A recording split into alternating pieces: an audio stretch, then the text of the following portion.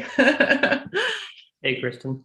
Cool. Yeah. So first off, I'm proud of us for getting YouTube working. We've really come far this year.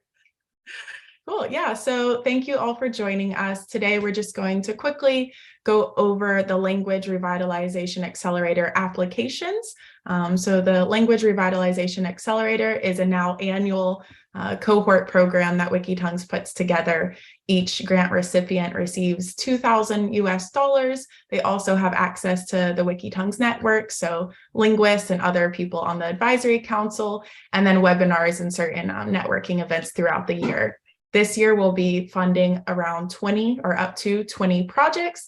And so we wanted to take some time to go over what we look for in grant applications, how we've chosen successful grant applications in the past with some examples for you. And then we'll take some time at the end to answer any questions that you have.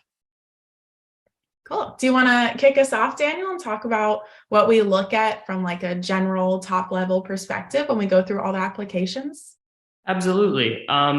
So the goal of the Language Revitalization Accelerator is to make it easier for people to launch their own language revitalization projects, their own mother tongue projects in their communities. And the challenge with that is we're basically standardizing something that cannot be too standardized and needs to still be locally relevant because every community has different needs and language revitalization takes a lot of different forms.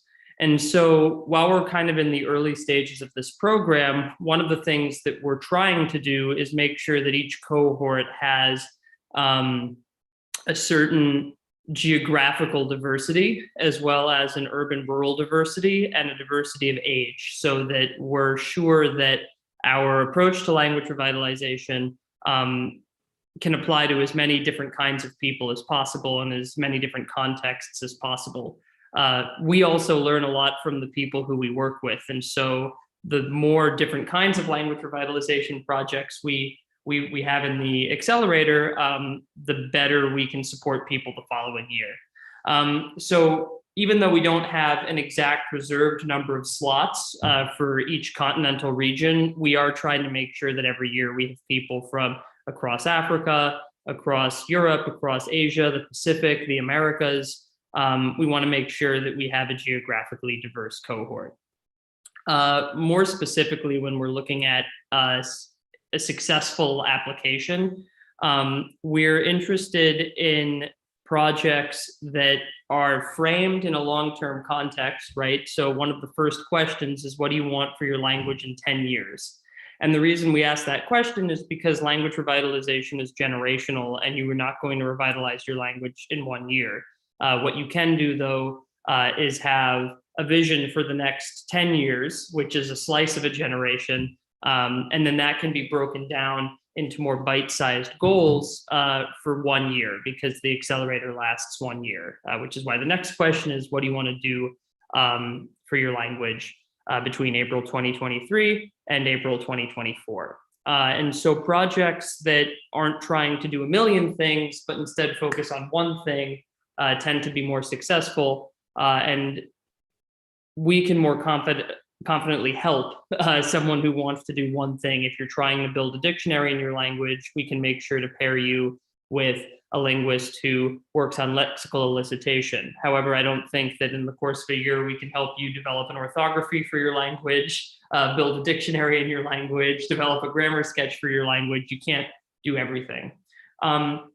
The other thing that we look for are applications that think not just about language documentation, but language revitalization more broadly. Documenting your language is a part of revitalizing your language, but documentation alone is not language revitalization. Language revitalization is a community process. And so if your goals include engaging your community in a certain way, so perhaps if you are working on documentation, like you're recording oral histories in your language, if you are enlisting a group of 5 young people in your community to work with elders to record the oral histories, what you're doing is effectively kind of putting young people in immersion scenarios where they learn from elders, where they learn about their language, And that is more revitalization oriented than you alone going around with a camera and recording people. So that is to say that, and it's also important to point out that language revitalization might not include language documentation. Maybe your language is already really well documented and you're going straight to community work. You're setting up a school for children, you're setting up an immersion program for adults, you're creating original content in your language. But whatever you're doing, as it's important to think about how you are going to engage your community and how many people in your community you hope to engage, because that is the kind of community aspect of language revitalization that's really, really important. So from the top, we are looking for projects that have a kind of a very strong and achievable focus for 1 year, but that are thought about in the context of the long-term nature of language revitalization. And we're looking for projects that very explicitly engage your wider community. Yeah, those are great points. And one other I would add that we get asked a lot is, do I need to be a speaker of this language? So we do prioritize mother tongue and ancestral heritage language learners. So if the language is your mother tongue, we will prioritize your application. Or if the language is one of your ancestral or heritage languages that you did not have the opportunity to learn, perhaps your language was forced out of use or it's not taught in the school system in your area or various other reasons, we will prioritize those applications. But that's not to say that you can't apply, even if those situations do not fit you. We've had a lot of people apply as researchers. One person in our cohort this year is not an ancestral language learner himself, but works closely with the community and has partnered with the community that he's working with. So if you are not a speaker of that language and it's not your heritage language, then we recommend partnering with someone within the community and applying through a joint application so that you can build out that community approach that Daniel was mentioning before. Right, because a language revitalization project has to be led by the community whose language it is. As an outsider, you might be able to help, but if you haven't already partnered with that community and demonstrated that they want your help, then you can't confidently say you're going to be able to revitalize their language. So outsiders are welcome, people who aren't from the original communities are welcome to apply as long as they have already partnered with that community and are working closely with a member of that community. Yeah, and that can be for academics, researchers, and then also people interested in language learning and things of that nature. So to give some examples, we chose examples from last year's cohort or the ongoing cohort right now from the 2022 to 2023 cycle. And we're going to go through the questions, the larger narrative type questions on the application and show you examples of successful applications last year. So I will share my screen quickly and we can run through these. So the first question that is a narrative, a long text writing out is, what is your relationship to that language? So this person last year kept this short and sweet, but really covered their background and what they've also been doing in their language activism work over the past years. So they wrote, I am the youngest born 1993 native speaker of this language, and I'm a language revitalization activist. I've learned it from my grandmother and I teach it to other people. I'm also a PhD candidate at the Institute of, I redacted all information throughout these, so we're not putting anyone on blast, but a PhD candidate, and they've successfully graduated since then, so congrats. During my work to keep my language alive, I have documented about 1,600 hours of conversations in this language with about 100 speakers.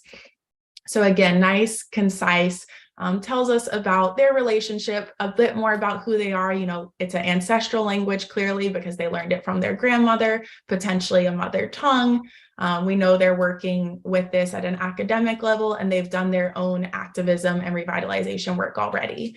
So we know that they'll, be committed and excited about joining this cohort and putting the grant to use. The next question is, what are your long-term language goals? As Daniel mentioned, this is not something that will be implemented in the 1 year that you're working with us. We know $2,000 can only go so far, and it can help kickstart a language revitalization program or help put some more momentum into an ongoing exercise or revitalization program. But this is just to give us a general idea of what's going on in your community. Maybe we have other grants or people you can partnership with in the future, and just gives us an idea of the scope and the situation. So I put 2 examples here of last year, and we don't have to read them out completely, but the first one says, in order to revive our language, we're planning to compile and publish a dictionary over the next 2 years and its textbooks over 2 to 5 years. And here are our goals over 5 to 10 years. And they gave us 4 very specific goals. This person, during their 1-year project with us, their project was to publish a dictionary. And they gave very specific metrics for that. So this long-term language goals actually shows how this cohort will help in moving forward with their long-term language goals. And then the second example is a bit more of a narrative answer, and it says, to revitalize our language, we first urgently need to facilitate the passing on of language from the elders. In this phase of the work, our focus is on both digital preservation and building pathways to connect elders to apprentices. We will love to build out a more formal program to match teachers and students, both in group settings and one-on-one. And so we liked this answer because it talks about now, but also talks about how those are building blocks and stepping stones to building out more formalized programs in the future. Next, we have, what are your language goals for 2023 to 2024? Of course, that's the question for this year. Last year was 2022. So someone for this year's cohort wrote, our goal for 2022 to 2023 is to collect and revitalize the names of flora and fauna in our language with the help of community members in our region specifically. And they gave us very specific metrics. So as Daniel mentioned at the beginning, we're really looking at projects that have 1 or 2 attainable goals within a year. That's why we ask about your long-term goals and then your goals for this year. So if you want to compile a dictionary, it's helpful to put, we want to compile a dictionary with X amount of words in it, or terms or lexicon phrases in it. Your project might change over the course of the year, and that's understandable. But if we have some type of metric that we can go on and benchmark, that helps us, and it also helps you and your project to not have too much on your plate throughout the year. So say also maybe you want to work on children's books. So in your application for what are your language goals for 2023, instead of writing that I want to compile children's books for kids in my community, you could write, I want to compile 5 children's books for kids in my community. And so that helps us give a benchmark and stay focused and help you project plan throughout the year. So this example is great because it gives us 4 people that we're working with, 2 men and women. We're going through 8 communities. We're naming local flora and fauna in this language. And then they also had more metrics of like how many terms that they want to put together. We have 2 more to go over, and then we'll move to your questions. So how will you achieve your language goals? This person wrote, the implementation of materials will take place during summer and fall 2022. The curriculum will be incorporated into the educational programs at 5 schools in these communities in our region. So again, we have some good metrics. We also know the timeline, summer and fall. And then they go through each of the seasons throughout this 1-year cohort and what they'll do during those seasons. So in the summer, they're going to, again, using the curriculum. There will be workshops where parents will be separated into these semi-structured ethnographic focus groups, and they created these interviews that were then transcribed to collect data. During the teaching year, during the regular session, the teachers then will incorporate those lessons, focusing on a certain amount of hours per week, and then we'll implement stuff from these focus group interviews. And it continued on throughout the winter and next spring and summer. And then lastly, we ask about other attempts to revitalize your language. Are there a lot of other projects going on? Are there no projects going on? If there are a lot of other projects, why does your project stick out? Or why is it filling a gap that hasn't, that's been open with other revitalization projects? So this person approached this by talking about other revitalization attempts that have been ongoing. So they wrote, There have been several attempts at documenting our language. However, much of this documentation was only accessible to academics, not for providing resources to the community. So it goes and shows us why their project will stand out compared to other projects in the past and why it's really needed. Our language was traditionally spoken all along the area that I redacted. Today, there are less than 10,000 speakers. And then why their project is needed. Our project is needed because ex-folk need to be able to tell our own history in our own language on our own terms and using our own resources that do not reside under the authority of another institution. Disconnection from language and culture means identity loss. So it's important that we provide people in the diaspora a way to reconnect with their cultural heritage. And so they continued. So this one really spoke to us because they do talk about what other projects have taken place, but why theirs is needed. And we get more of a story of the region and why this is important to community members. So those are all the main questions of the application. The rest are more data collecting and about you. You will notice on this year's application, we do have a question as to if your project is related to Wikimedia. We have a new track within next year's grant cycle. We received funding from the Wikimedia Foundation. So we have a certain amount of cohort slots allotted for Wikimedia projects.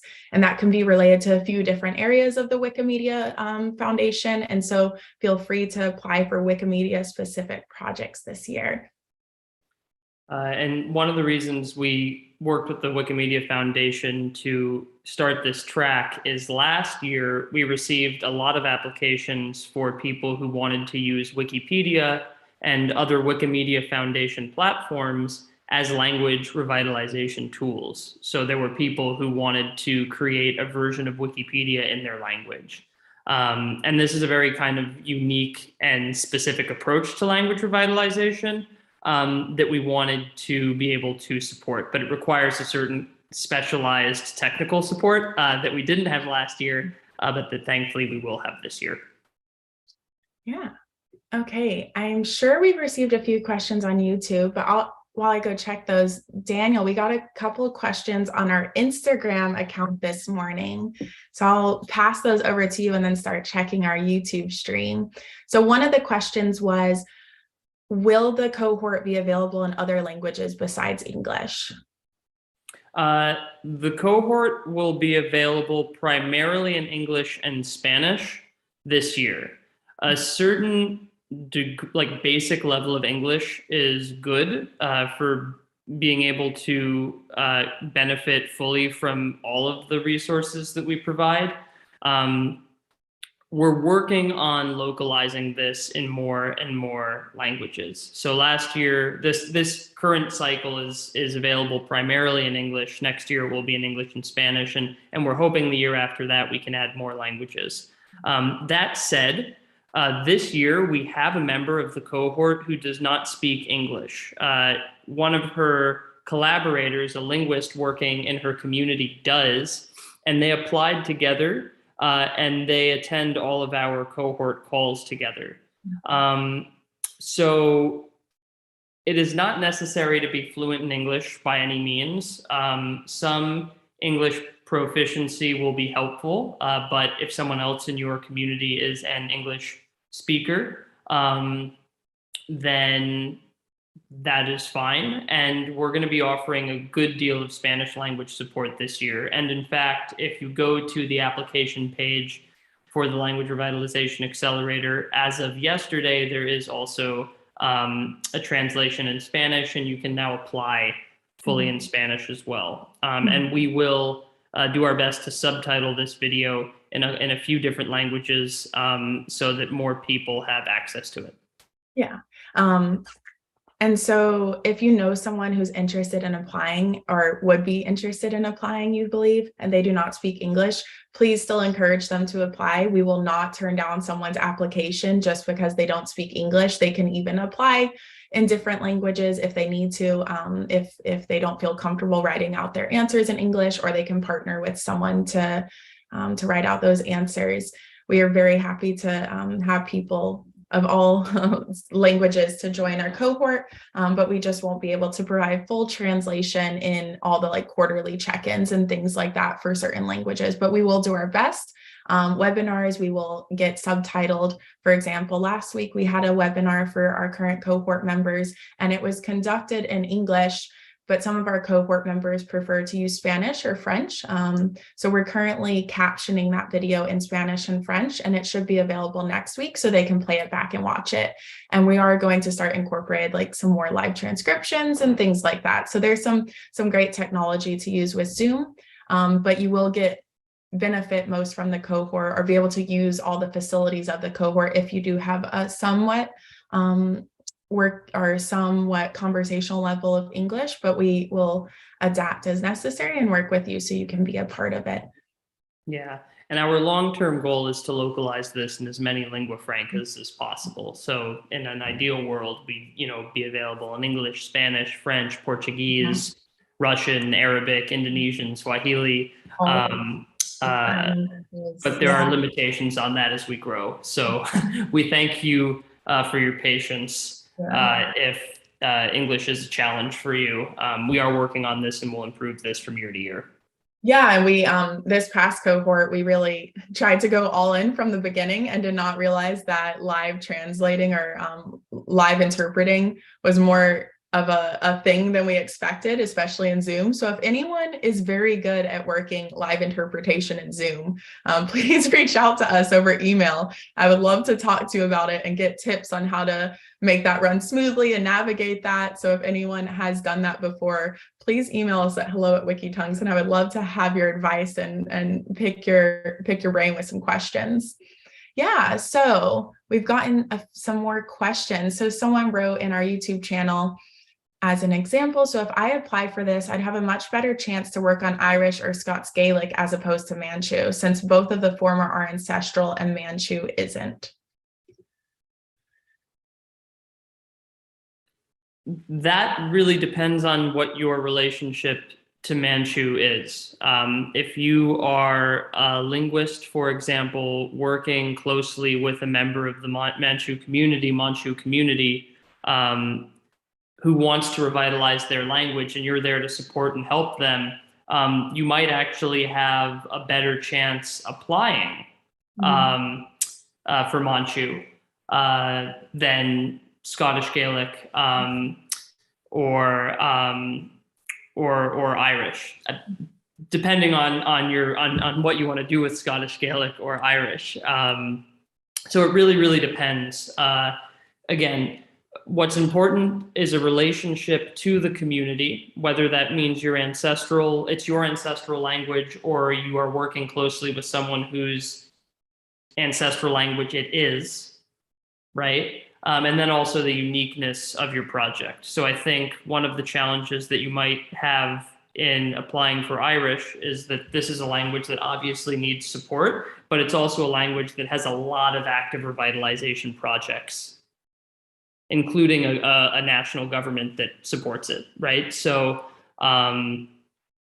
you would have to demonstrate a certain uniqueness of your project that would be relevant. So it really depends on the uniqueness of each project and your relationship to Manchu if it's not your ancestral language.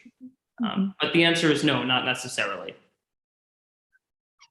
Yeah, so one other question we had is, could this count for college stuff? That depends on your school. I don't see why not in certain situations. That really depends on the class. So if you have a language documentation class and you need to do field work, I'm sure you could talk to your professors about it and get credit for that. In terms of like an internship, I don't think you could count it as an internship, although maybe it depends on where you're from. It depends on the country you're from and what the situation is with like receiving a grant money and what the taxes are, and if there's any reason, like any blockage between like an educational and receiving a grant. I'm not sure. It really depends on where you're based in the situation, but I think there is a possibility of it getting counted as like a project, or even being able to use the output of what you create during this grant as a school project. There's no reason you couldn't, right? Like, you will be able to keep all the data for yourself, will have access to things, but all of the output is copyrighted and stays within your name or within the community, whatever you create or whatever you agree to from the beginning. So you could use it for other purposes also. Okay, and someone asked if we could share the slides. Yes, there is a, let me make sure, let me get that. I think that link should work. So you should be able to see a view only version of the slides there. I hope that works for you. Okay, and one more question. Someone asked on our Instagram if they can apply for a project that's focused on language normalization. So Kristen and I actually spoke about this not long before the stream. You certainly can apply for a project focused on linguistic normalization. As we understand the term, linguistic normalization is part of language revitalization, because after your community reclaims their language, they need to feel comfortable and proud using their language in daily life. And in some cases, you may also want to educate outsiders about your language. A really interesting example of this is in San Francisco, you are starting to see signs in the Ohlone language that teach non-Indigenous people about the Indigenous language of San Francisco and the San Francisco Bay Area. And this is partly to normalize the language, but also to educate people who aren't Ohlone about Ohlone, right? So there's all kinds of projects like this. In Cornwall in England, there were efforts to get restaurants and bars to put their bathroom signs and menus and stuff like that in Cornish to normalize the language and raise awareness about it. So this is a part of language revitalization in many cases, and we see no reason why you couldn't apply for a project that was focused on normalization goals. Yeah, so it looks like that's all of our questions. If you have any other questions, you can send us an email. It's in the slides. It's also hello@wikitongues.org, or you can write us on social media, on Twitter, Instagram, all of those places, YouTube, but we're quickest to reply on email. So just send us an email to ask any questions. If you've already sent in your application this year, but some ideas popped in your head after watching this live stream, send us an email and we can share your answers with you, and you can update them. We can go through one edit round so that you can update them based on the questions that were posed in this live stream and the answers received. Yeah, so thank you all for tuning in. We're very excited to receive your applications. You have until January 23rd, 2023. There will be lots of reminders until then. And the time deadline is 11:59 p.m. GMT. So of course that changes based on where you are in the world, but at the end of the day, GMT is when they're due. So we'll be sending out reminders. Feel free to ask any questions about the application, and we're excited to go through them and see what ideas you all have.